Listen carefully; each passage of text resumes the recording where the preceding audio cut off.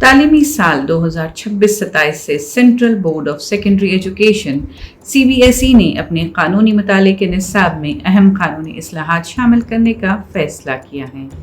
یہ نصاب 11ویں اور 12ویں کے طلباء کے لیے ہوگا۔ ان اصلاحات میں بھارت کے تعزیری قانون IPC کی دفعہ 377 کا خاتمہ بھی شامل ہے، جس کے تحت ہم جنس پرستی کو جرم کے دائرے سے باہر کر دیا گیا۔ 3 طلاق کا خاتمہ اور 3 نئے فوجداری قوانین کا نفاذ بھی شامل ہیں۔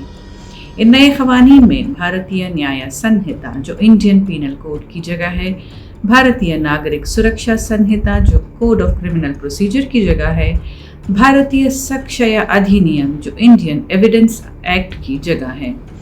یہ فیصلہ CBSE کے نصاب کمیٹی نے منظور کیا ہے اور گورننگ باڈی نے جون 2025 میں اس کی توثیق کی۔ اس اقدام کا مقصد سینئر سیکنڈری سطح پر قانونی تعلیم کو بھارت کے بدلتے ہوئے قانونی اور آئینی منظرنامے کے مطابق ڈھالنا ہے۔ ایک سینئر CBSE عہدیدار کے مطابق یہ تبدیلیاں ضروری ہیں تاکہ ہمارے طلباء ان قانونی اصولوں کو سمجھ سکیں جو جدید بھارت کی شکل تشکیل دے رہے ہیں۔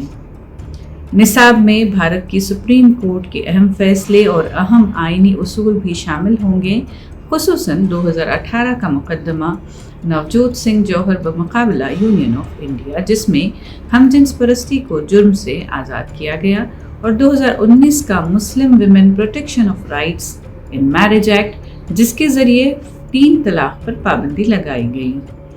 آئندہ تعلیمی سال کے لیے نصاب کی تیاری کے لیے ایک ماہر کمیٹی کی تشکیل دی جائے گی اور ممکن ہے کہ ایک مواد تیار کرنے والی ایجنسی کو بھی مقرر کیا جائے تاکہ جدید اور دلچسپ تدریسی انداز میں نصاب تیار کیا جا سکے۔ یہ نصاب قومی تعلیمی پالیسی NEP کے مطابق ہوگا۔ قانونی مطالعے کا مضمون 2013 میں 11ویں جماعت کے لیے متعارف ہوا تھا اور 2014 میں 12ویں جماعت تک پڑھایا جا رہا ہے۔ وقت کے ساتھ یہ مضمون ان طلباء کے لیے ایک اہم موضوع بن گیا ہے جو قانون، گورننس اور پبلک پالیسی میں دلچسپی رکھتے ہیں۔